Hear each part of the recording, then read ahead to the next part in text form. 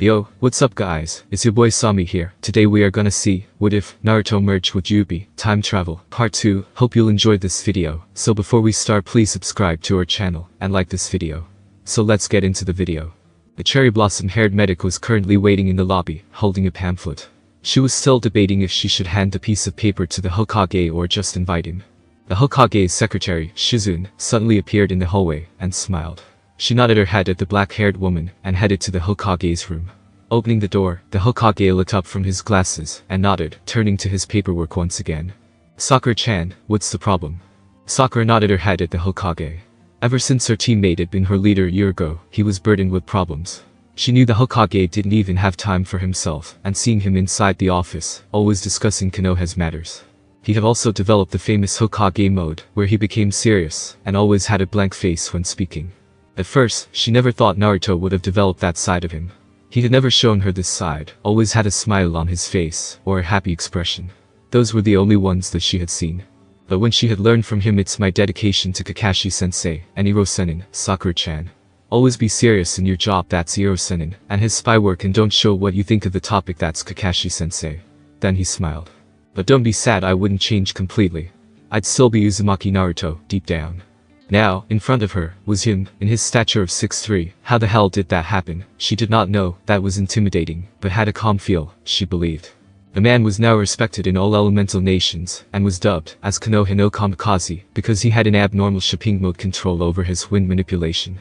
She had first seen his work a year ago when he was floating in the medical tent. Hokage-sama, I was just wondering, our friends were having a get-together tomorrow, and I was wondering if you could, attend. For old time's sake. She asked hopefully. She was slightly unnerved that the whiskered blonde wasn't even looking at her. Eh? Naruto suddenly lost grip of the pen he was holding, and looked at the pink-haired girl in front of him. He put his Hokage face off, and showed genuine surprise. Sakura-chan, why didn't you say so?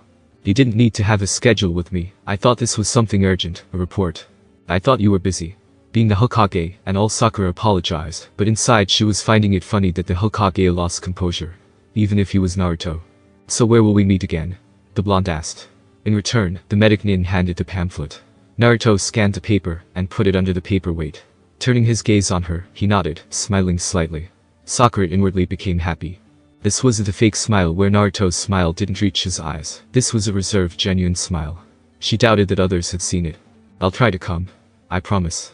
That night, Maidogai, Kurenai Tenzo Yamato, the former Hokage Tsunade, and the Hokage's secretary Shizune, were standing in front of their remaining students Hinata Hyuga, Shikamaru Nar, Kiba Inizuka, Sai, and Sakura Haruno. All of them were in the ramen stand. Sai, well, I guess he isn't coming. Sakura sighed, downtrodden. And I really thought he wouldn't break his promise. This is awkward. Yamato commented, since they already finished eating their food, and the first one to break the silence was Sakura. I thought that now ramen is involved, that guy would jump at the opportunity. Guess I was wrong. Kiba muttered. The work of being a cage must be getting to him. Actually, Aim tried to say. Tsunade rolled her eyes. More like the paperwork devouring him right now. Don't know how he always comes out fine. I swear, I think that Gaki's used to it. She grumbled. Poor Naruto-kun. Hinata mumbled. I don't think that paperwork is bothering him now. Shizune said, attracting all gazes. He's been creating something, I don't know exactly. And there's always something bugging him. He had been getting reports from those shinobi that he usually dispatches, and all are secrets. He banned the others from telling any details. I know. Shikamaru muttered. I'm one of those people that has knowledge of his secret. And let's say I can understand why he's not telling anybody of this. He remembered that night he learned about the attacks on Sunagakur. Shikamaru, can I trust you not to tell anybody about this? This is classified information. You were asking about the attacks, right? The Hokage stated, staring at his companion. Sure. What about it? Shikamaru asked. Dara's having a hard time holding Suna together. Not because the villagers were in a civil war, no, but something's been attacking them. Something? Nara repeated. Hi. And call me paranoid, but I'm thinking it's Zetsu. I'm currently trying to make a seal to stop Zetsu. I'm thinking he's still alive, since he was so hard to beat, since nobody would know if it's the real one or not. I'm making a seal that would enhance my senses in Kyuubi mode. Naruto waited for the lazy genius's response, and to his immense happiness, he nodded. It's logical, Naruto. Zetsu was an artificial human. It would be hard to confirm he's dead. Thanks, Shikamaru. I thought I'm the only one. Troublesome it may sound, but yeah. Your theory can be correct. Should we visit him? Guy asked, concerned for the kid's health. He was now taking over the role of sensei for Team 7. It was the least thing he could do for his eternal rival. Maybe that's a good idea. I haven't seen him rest. Sai agreed. Talk about working non-stop to save Sunagakur from the attacks. Sai muttered quietly, Shikamaru only the one close to hear. The shadow user nodded. Actually, Aim raised her voice, stopping all of them. Finally, noticed he told me he was doing some extra work, and he doesn't want to be disturbed, and he's fine. Sakura rolled her eyes. To Naruto, fine means he's not actually okay. If he is fine, he'll send some letter or go here personally. Let's go then. Hinata meekly mumbled, standing up from her stool. The others followed, and Kurenai closely followed after she paid the bill. Michiraku gave up, and waved goodbye at the retreating group, then finally muttered, not ramen. Didn't you see the ramen I put in his secret cabinet? Ichiraku laughed at her daughter's expense, receiving a glare from her, which made him laugh louder. Arriving at the Fire Shadow's room, everybody was shocked, as a distraught Naruto was seen. His hair was frazzled, and signs of fatigue were showing. He also kept muttering, Seal makes sure to complete before Gokage Summit no time have to. All ninjas watched, as he drew on a big scroll, rapidly, but precisely. Every now and then he would rub his eyes at the obvious lack of sleep. Naruto-kun. Shizune shouted, worrying over the state of the blonde. Wasn't the Gokage Summit till next week? Naruto intelligently responded, stopping from what he was doing. Oh, hey. Didn't see you there. He apologized, doing a nice smile, and scratching the back of his head. He looked at them who were still gazing at him incredulously. What? Can I not sleep? I'm okay, guys. Nothing to worry about. Makedi assured. Honestly. He felt woozy. Naruto-kun. You have to rest. Hinata shouted. Seeing him full, she used the speed she didn't know she possessed until now to catch the blonde. Bai proceeded to get the Hokage from the girl's arms, and put him on the couch, which was earlier prepared by Kurenai, as she had surmised that her leader would fall any time. Never thought I'd see the day that Hokage-sama falls into exhaustion. Sai said. Kiba agreed. While the others were looking at the condition of their leader, Shikamaru had volunteered to clean his best friend's table. Checking each file, even checking the pamphlet under the paperweight, he stacked the papers uninterestedly until something written by the Hokage himself caught his eye. Quickly scanning the room, and finding nobody looking at him, he reached out on the seal that had caught his attention. He might not know much about it, but one drawing held the branch, time. Time? Why Kami-sama, Naruto, what the heck are you thinking? You're not possibly planning to. Shikamaru-san. A voice whispered behind the lazy shadow nin, jolting him out of his thoughts. Squinting his eyes, he found out that it was Nico, one of the trusty Anbu guards of the Hokage, that talked to him. Signaling her to come with him, they went out of the room. Time? He wants to time travel. Does he not know how absurd the idea of time traveling is? What is he trying to do? Turn back time? He knows that wouldn't happen. It's impossible. Shikamaru exclaimed. The cat mask Kunoichi just shrugged her shoulders helplessly. I don't even know myself. He got the idea when the others had to haul him out of his office for working too hard, and Lizard she rolled her eyes, waving her hand joking about, hey, dude, man, you can't go back in time. You keep moving forward. She quoted. Look at what happened. He was an inspiration. Shikamaru rolled his eyes in agreement. But, you know, Yugao Yuzuki continued. I don't doubt Hokage-sama if you'll ever try to use the seal when it's complete. He has a way of making things impossible. She gained a wistful look in her eyes. And, probably, changed the past. I wonder what would have happened if he ever accomplished the time-traveling seal. The purple-haired woman thought aloud. Probably from the beginning where everything started to go down. Shikamaru's eyes lighted in understanding. The day when we graduated. We were too young back then to take our jobs seriously. We didn't know how dangerous that time was, and Shikamaru said. And? When the personalities of our generation had developed, which didn't end well, he trailed off. Sasuke and Itachi, huh? Hi. Hat. Check. Robes. Here. Invitation. A tick mark appeared on Naruto's face. Oh, come on, Ba-chan. I'm already prepared. Hinata-chan had helped me earlier with Sakura-chan. Rakudame Hokage. Naruto patted his belt. Everything's sealed in this scroll. Not to worry. The slug-san nodded. Good. Be safe on your journey. I'd be watching the village while you're gone. Tsunade assured, crossing her arms. Sure. Hopefully, nothing will happen. Naruto spoke. Fair. Don't jinx it. Sure. He drew in response. He turned to his guard, Yamato. Come on, Yamato Taichu. Got to get going. He shifted in his place. Sheesh. Once, I thought these robes were cool and all, but when I got to wear them, my reaction was, heck no. Feels so weird, bleh. No more robes until meeting. He mumbled. Yamato chuckled. Well, technically, it's supposed to be worn by all cages. But Naruto still kept on rambling, very uncharacteristic of the usual cool calm, Hokage. Well, characteristically for Naruto, anyway. And the old man wore this cloth every day. God, this thing itches. Goodbye, Hokage-sama, yelled a villager. Schooling his features, he put his Hokage mode on and waved to his people. Goodbye, he muttered. Yamada no Kiba, from the crowd, shouted. Naruto nodded slightly, waving his hand continuously. Turning back from the crowd, he mumbled, I wish nothing happens when I'm gone. Nothing will happen, Naruto. Seriously, why are you so jumpy? I don't know about that. Kyuubi? You too? I don't know. I just can't shake the feeling that something's off. I know. Yo, Naruto. The 17-year-old looked at the source of the voice. Izumo and Kotetsu, the eternal guards of the gate. Both bowed before looking at him again. Kotetsu? Izumo? He asked, tilting his head. How do we say this, Izumo? Fine, fine, I'll do it. Take care, Naruto. We just wanted to say one last goodbye to you. Izumo said. He wrung his hands in a nervous manner, like Naruto was going away to a suicide mission or something. The tone in the man's voice worried him greatly. Yeah. If ever something goes wrong, remember us. Kotetsu agreed. The now Jounin scratched his nose tape and then hugged him like there was no tomorrow, making Naruto splutter. Eyes, why are you the tribe to ask?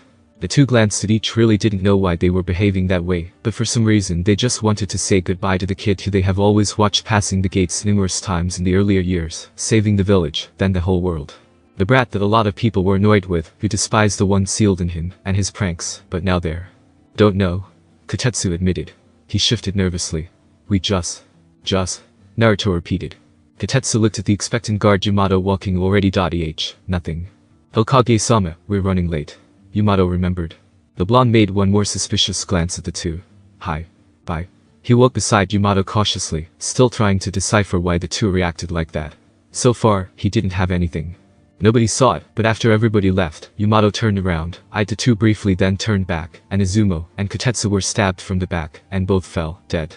Banko was patrolling the border with her best friend Kurenai when the disasters came. She had cursed her luck, just in time when their official leader wasn't here, and bombings coming from the inside of the village were heard. She had run to the source with the Genjutsu mistress beside her, and checked where it was. It was near the Hokage tower, where the Kyuubi had discussed matters with the Senju princess. Both women's eyes widened. Night-chan. Wasn't this the place where the blonde talked to that old hag? Banko. Kurenai was reprimanded. But yes, this was the place. Banko's eyebrows scrunched in confusion. I checked this place before they got here. It was clean. Not one seal, bomb, anything. Then who put the explosions? She asked herself. Unless... Night-chan, who were the people at that time? She asked, fearing for her brother-like friend. Tsunade-sama and Yamato, I guess. What about them? Kurenai asked, still not getting it. The snake mistress's eyes widened, remembering the name. Yamato, wait, wasn't he the one that I was with in a mission that died? Anko supplied. He was, oh god, no. Kurenai's voice showed realization. I made a written report on that day. How come he didn't know? The purple-haired woman asked. After the war, they were sent to investigate the Suna attacks that were being reported by the Kazekage to her leader. They were supposed to know what made it and who was or were responsible. They were attacked by these white blobs of something, and Yamato got pierced in the heart. Later on, she filed the report that he died, and was immediately put into T&I, leaving no chance for her to know anything. Kurenai snapped her fingers. The fate could have interfered. The village is in danger, if that's the case. Yeah. Now we have to put the whole village on alert. The snake mistress whipped her head, and with all her might, shouted Anbu. Put the village in red alert. Those in hearing range widened their eyes, and nodded. Kazekage-sama, is your village still okay? Asked the concerned Mifune. Sobaku no Gar, the Kazekage of Sunagakure, only nodded in response. He was too busy staring at a particular blonde's behavior. His Shaping-mode brother in everything, but in blood, kept glancing at his guard, and the face he kept was like he was having a hard time believing what he was seeing. Peculiar, why is he doing that? Hokage-sama, Hokage-sama. The leader of Tetsu no Kuni called. Yeah. Naruto looked away from his guard, and leaned on his chair, trying not to show that he was very nervous about the actions, and the aura of his guard. Something feels wrong, like it isn't Yamato Taichu. Are you done with the seal, for the Zetsu clones, if ever, Hokage-sama? Mate Terumi asked. Like all other cages, they were confused with the blonde's behavior. Why the heck did he keep glancing at his guard like that? Yeah, sure. Huh. Done with it, he trailed off, and then shot up from his chair, slowly backing away from Yamato. Yamato, in all honesty, was surprised, and began to follow the blonde. Hokage-sama. Who the hell are you? Naruto asked in a low voice. Huh? Was the Raikage's reaction. Why was he asking what his guard's name was? Don't follow me. Who the heck are you? Naruto unsealed his sword from his armbands, and positioned the weapon in front of his subordinate. I couldn't believe it. And under my nose the whole time. What do you mean, kid? Hokage-sama. Pull yourself together, we will not tolerate this kind of behavior. Inoki, the Tsuvakage, ordered. Now, can we see the seal? Naruto nodded, inwardly making a creepy smile across of somebody getting hurt, and a sly one. Kurama only shot his eyebrows, while the cages just cringed. This seal was going to humiliate someone, they could see it in his eyes. It had a glint. Naruto showed the seal for everybody to see, and enjoyed the twitching of Tenzo's hands. He explained that the seal would help him with Kyuubi mode, and seal Zetsu's artificial body. Do you want a demonstration? He asked the group. Everyone nodded, but Chijiro couldn't help but ask, how would you demonstrate it to us? Naruto flickered into his Biju mode unexpectedly, and grinned. Man, I love this. He mumbled. Really now? He continued, and then narrowed his eyes, looking at the wood user at the end of his vision. He suddenly appeared on top of Yamato, and while in midair, put his leg up high, delivered a kick to the head of his target, bashing it on the floor below. He wrote the Zetsu seal on his hand at breakneck speed, and slammed his palm on the brown-haired Anbu. Every ninja was shocked. Would you do that to your own subordinate? Testing him. Derry asked with his lazy tone, but it had astonishment laced into it. Nah, Naruto said, then gained a hard look in his eyes. Isn't that right, Zetsu? Yamato suddenly smiled, then his features became distorted, white, and his eyes became yellow. Zetsu. Everybody in the room repeated. I'm impressed. The now revealed Zetsu said. Didn't take you to feel it in Biju mode, eh, Naruto? I told you, we were going to mess this up if we did this. White Zetsu complained. PFFT. The black side rolled his eyes. No matter, we were still going to be found, anyway. It turned into the Hokage. Well, what do you feel now that you've captured me? Feel lighter, perhaps? Maybe. The blonde shrugged. Goody. Capturing us had a downside though, you want to know? The white side asked. What do you mean it has a downside, even though we already captured your hide? Kurabi rapped. Yeah, you captured our hide, White Zetsu replied. Naruto felt his tattoo, his own creation, burn in his flesh, signaling that the Hokage tower was disturbed and burning, making him flinch. What the? What did you expect by this action? Every ninja in your village has died. Zetsu finished. Naruto couldn't believe what he was seeing. Konoha, one of the hidden villages of each elemental country, and rumored to be the strongest, was no more. Debris was everywhere, houses were burned down, buildings were toppled over each other like dominoes, the hospital was crushed beneath the tower, people were lying dead left and right on his feet. Ninjas littered the floor. The trusty companions of each shinobi were by their side, maybe animal or weapon. All were stained with blood. All were broken. He was late, and this was the consequence. He was late, and nobody was alive anymore. I tried to, really I went here, as fast as I could, but I didn't reach in time. And now, Sasuke's dead because he was the one here. He sacrificed himself in the hopes that I would reach Konoha. And now, it's no more. My village is no more. Damn it. When Zetsu proclaimed he killed everybody, he didn't know he could be so ruthless. He didn't know he could be very destructive. He also met Sasuke Uchiha, his raven-haired teammate, along the way. Bleeding to death. Sasuke. What the? Hey Naruto. Sasuke wheezed, obviously having a hard time breathing. Guess I can't call you done anymore, eh, Hokage-sama? He said in a strangled voice. Naruto prepped his teammate to lean on a tree for support, and attempted to patch him up, but the latter refused to budge. Immediately after the action, he made a shadow clone to be ahead of him, and ordered it to dispel once he knew about everybody's statistics. Funny, Sasuke. Jokes don't suit you, I've realized. Now move. Sasuke only stiffened. But Sasuke, I can still heal you. I've trained with the best medic of all time, and her apprentice, and I assure you, I'm pretty knowledgeable about this kind of thing. TSS. Uchiha shook his head. No can do, I'm pretty sure my stick's going to be burned out. Naruto's eyes whitened in realization. All the more. Sasuke's face hardened, and the Hokage quieted at once, as he saw that his former teammate was going to say something. No. I know when it's my limit, not you. Just don't let me die in vain. No, you're not dying, don't leave me just like Kakashi-sensei did. Naruto muttered, jerking his head to the left. How did you become like that? Zetsu.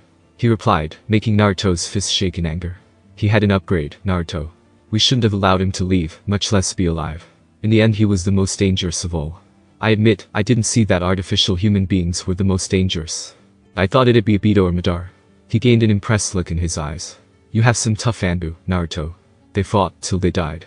They must be Sanin level or something, since they lasted a long time. I have to. Naruto stopped, receiving his clone's memories. OSHT, he spoke. Yes. OSHT, Sasuke repeated in a somewhat amused strangled voice. Now, do you see what I mean? Go.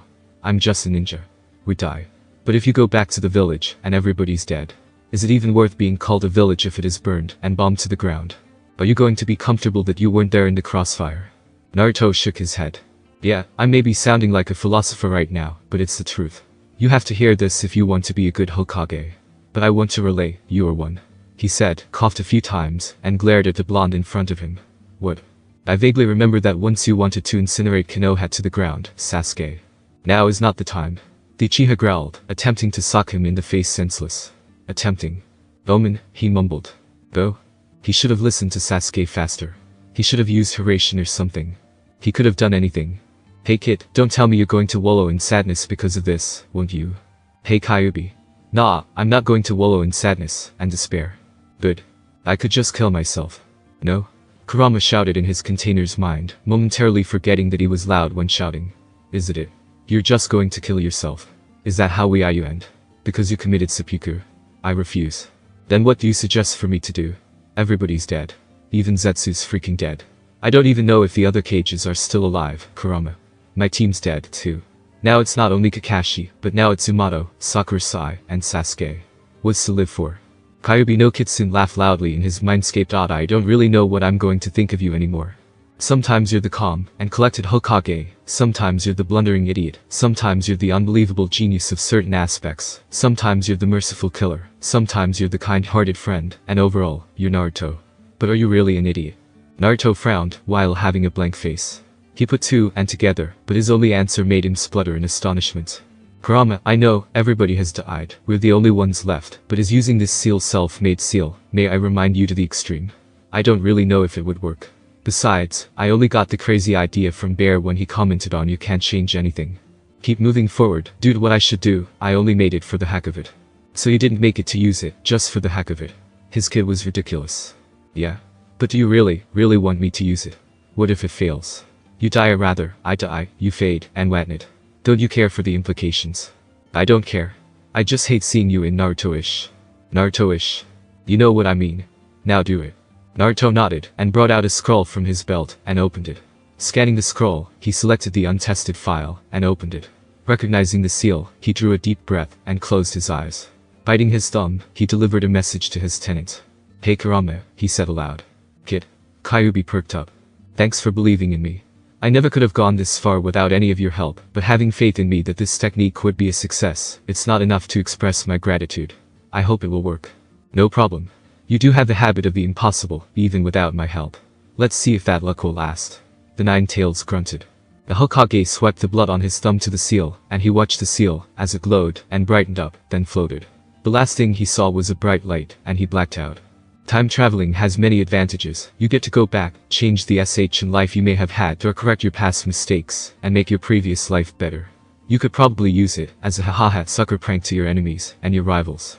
Nobody ever told Naruto it would ever hurt like hell. Naruto tried to let out a scream, but couldn't. Straight streaks of light were seen, and passed by him, like he was traveling faster than the speed of light. But that shouldn't happen, that could never happen. He was still surprised he could still think even though the pain coursing through him felt like he was boiled in hell. Then again, I already somewhat traveled to another dimension, and fought my other self. I guess that wouldn't be impossible. Let's see. He mused out loud. Truthfully, he had absolutely no idea why he was still in one piece, or was he? The Rakuten Hokage felt like he was separated through molecules. And he had no idea what to do in the past. He just knew he wanted to change the future. His past. And change the past. Or was it his future? Great, I can even give myself a headache. So save my friends, every one of them. Stop Akatsuki from getting there. Stop Sasuke from going into the darkness. Stop the others from dying. Stop, he listed a lot more. And why do I feel a lot calmer, considering I'm in a dangerous situation? No, I've always been calm.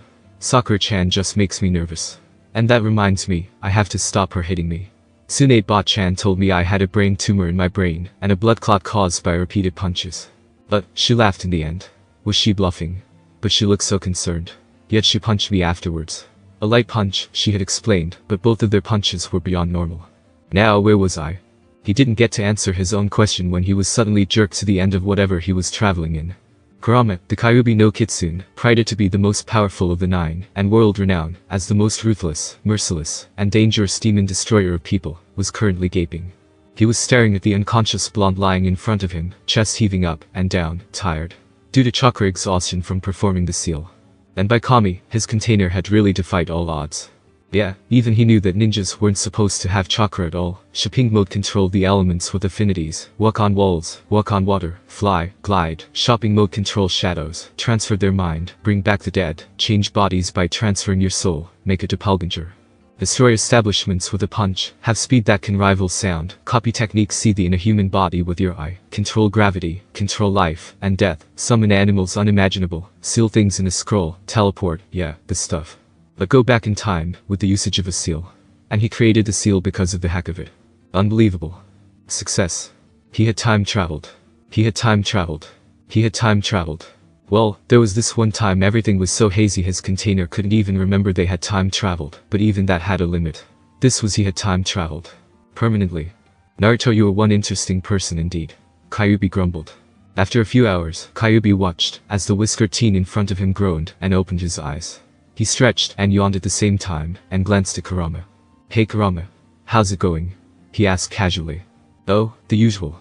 I need some rabbits, usual stuff. Time travel must have a toll on you, doesn't it?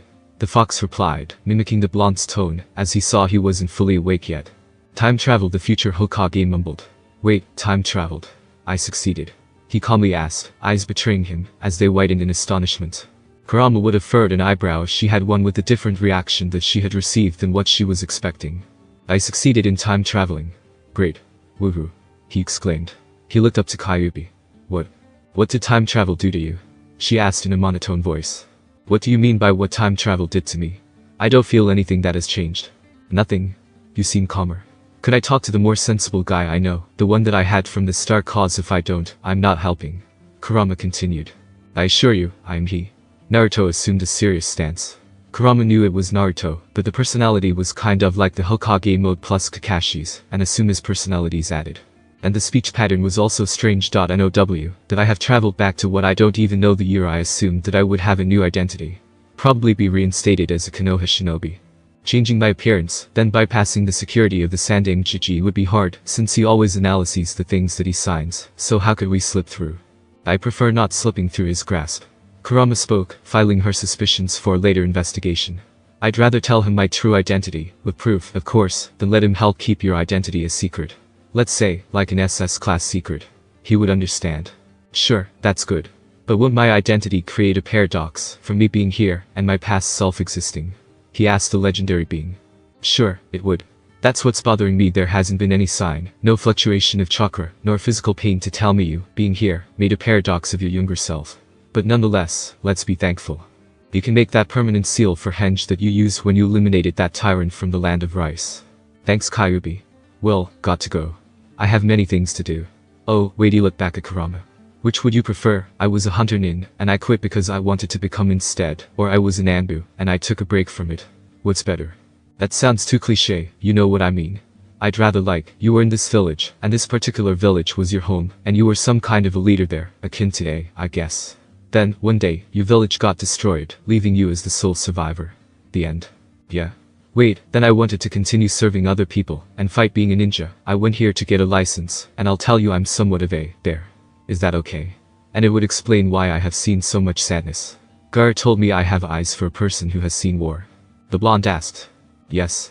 But, what if a Yamanaka would probe my mind? Wouldn't they see you? Or my memories? Baka. The giant fox muttered. They only do that when you're a threat to the village. Isn't that why you're going to talk to Sandaime about this? To back you up. Then you could relax, and hope you wouldn't slip up with your disguise. There are very smart people there. Shikakunar, and his clan. Yeah, I have to be careful. Thanks for the heads up. I'm leaving. He snapped out of his consciousness, finally realizing where he was, the Valley of the End. Naruto smiled, as he reminisced about the important event that had happened. Scratch that, which would never happen when he fought with his teammate. Sasuke Uchiha, the last person he had seen alive. But he is going to change everything now. He will take care of himself, his teammates, his best friends Saruno Uchiha, and Haddock, plus his surname less pale friend, Rookie 9, the third Hokage, the fifth, everybody. He continued to walk, as he found himself in the middle of the riverbanks, where he had previously, or was it going to be? Landed, where his sensei had found him. Sigh, so many memories. He wistfully smiled, crouching, dipping his hand through the water. And when I always look back, I just... Splashing his face with water, he stood up, dusting his clothes. He headed towards the direction of his village, Konoha no Sato, the village hidden in the leaves. The village was frustrating. The security kami, he had slipped through them. No wonder letting Anbu chase you day after day can make you have good reflexes and memorization of every path in Konoha. Useful indeed. The people ninjas he meant were clueless. Nobody noticed him. Well, if you had counted a calm Kakashi and a youthful guy on a challenge, if Naruto didn't know better, the gray-haired man was calm. To become his best friend, you needed to look underneath the underneath, meaning you have to be very skillful to hide and detect these emotions, and he could sense Kakashi's twitching eyebrow. His breath had hitched at the mere thought of his best friend's sensei comrade equal. Even though he had mentally prepared for these things, even asking Kurama for help, he couldn't just afford to do this without remembering that they had died, and he was the only one left alive. That he saw everybody die. That he wasn't there to save them. He disappeared from his spot, as Kakashi had silently wandered his eyes to his previous position, but he shrugged it off, continuing his hip attitude. Guy's mouth had twitched at the same time. I miss these times, them having challenges and rivalries, and the eccentrics. Kakashi being there, Guy being his old self after Kakashi had died, nobody was the same. Heh. Especially me. At least not everybody's rusty. No wonder Konoha almost fell under the siege of Suna and Oto. Reminds me, I also have to prevent that invasion. He became a civilian, and wandered through the streets, and another mental curse the Anbu had shrugged it off. Not one suspected him. I have to tell the old man about the state of his ninjas. Looking ahead, he gazed at his current destination, smirking. Bypass the Hokage tower. Let's see what'll happen now that I'm added to the fun, shall we? Here's and Sir Toby was having a good day. He just came from a meeting earlier, saying why the heck did you make the Jinchuriki demon enroll? Where's my pet cat, Sandame-san? Why is the last Uchiha in the academy? Isn't he supposed to be apprenticed? Shouldn't he be with the elites? Could somebody clean my garden, and all that? Yes, Dottie frankly thought. What a nice day. More paperwork. He silently wished something would happen. A miracle, maybe. Dynamic entry. Crash. Sorry Hokage-sama for destroying your door. The knob is broken. Kakashi, my youthful rival, I cannot tolerate your silence.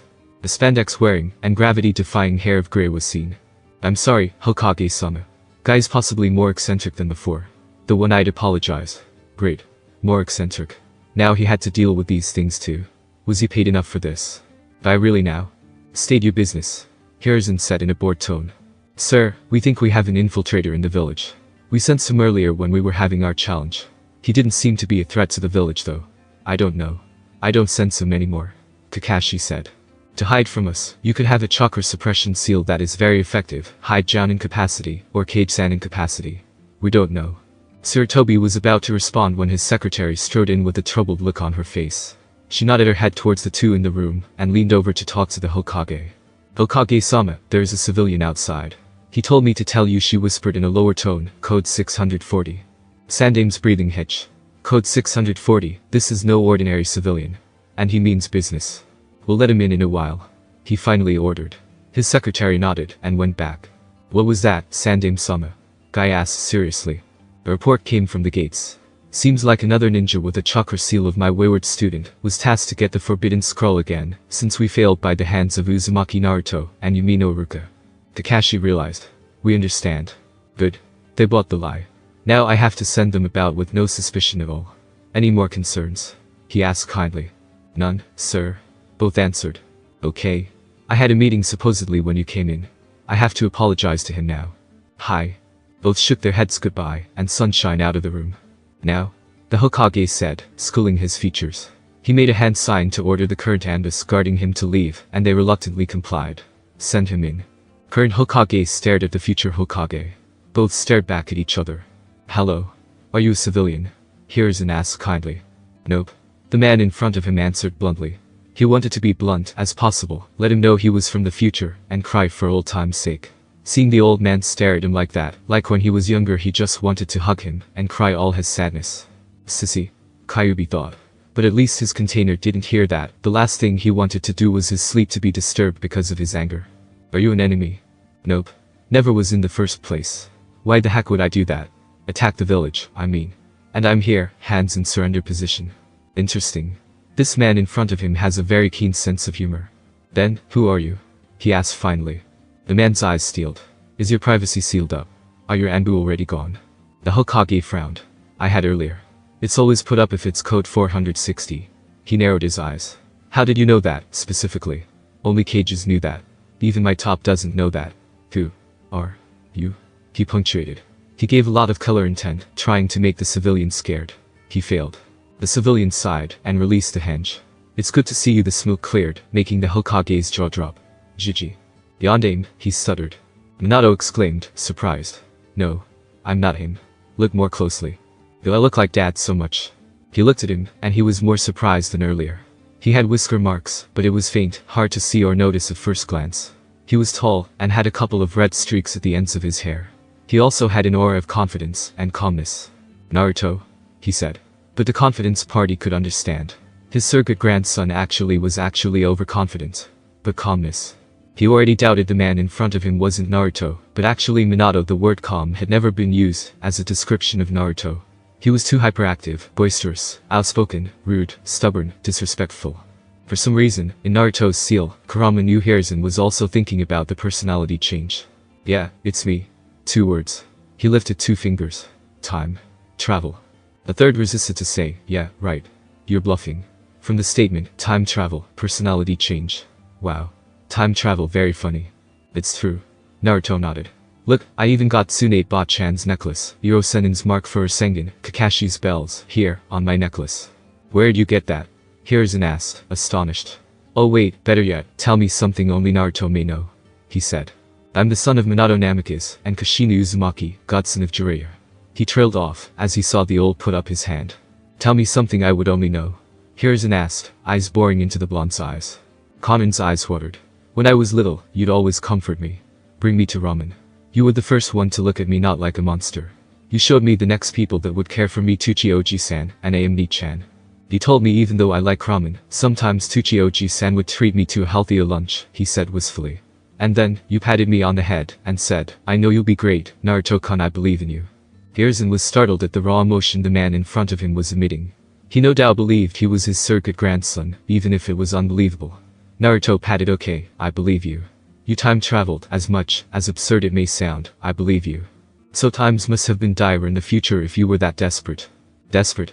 The blonde repeated, then chuckled hollowly. Hiruzen was startled at the action. Was it really that difficult in those times ahead? I wasn't desperate, old man. He sadly said after. I was alone. Nobody survived. Everybody was dead. I was Rakudaime Hokage, an old man, for a freaking year. And Konoha was razed to the ground when I was in a meeting outside the vicinity. His hands trembled. And the only person that I could be with within that timeline wasn't even a person. Kyuubi. Oh? Was the only thing Hiruzen managed to say after the monologue. What could he say?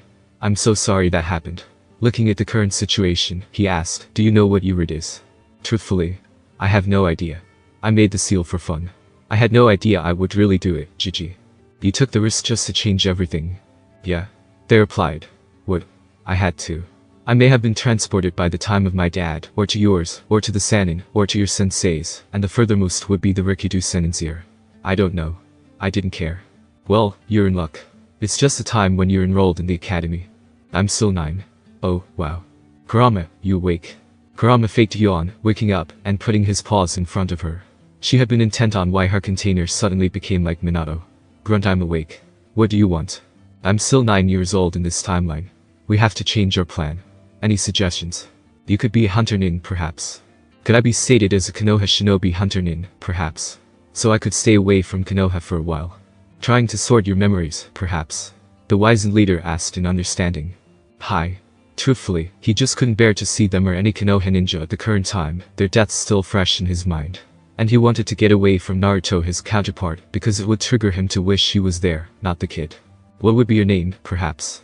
Hidekana Kamen. He answered after. Calm Maelstrom. Nice name. It fits. Hiruzen wrote something on a paper. Your mask. Kitsune. Oh yeah. Sure. The Sandaime handed the Rakudaime a Kitsune mask, which in turn made the latter's eyebrow lift up in surprise.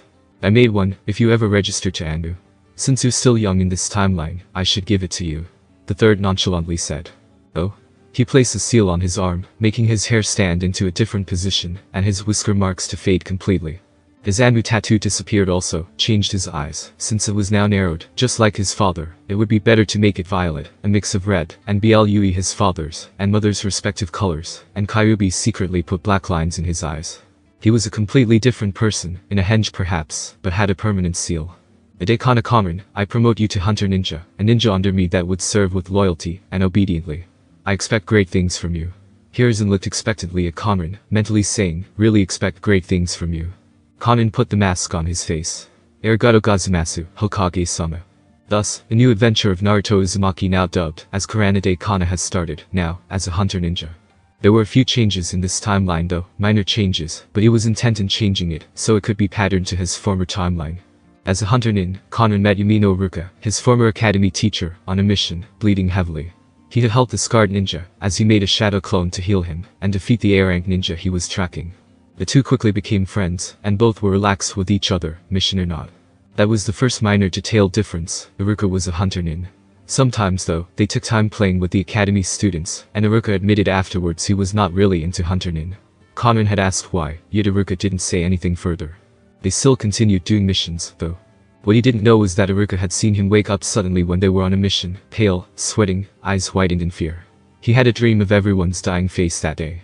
The next day Iruka fussed about things like nightmares disturbing his sleep, and tried to force him to tell him what was wrong. He shrugged the worries off, saying he needn't worry, but Iruka didn't forget the incident. That did not stop Naruto from restraining himself from crying when he saw him, though. When he saw the scar-nosed man fuss, worried for him, he saw a shadow of his former Chunin teacher, he almost lost it.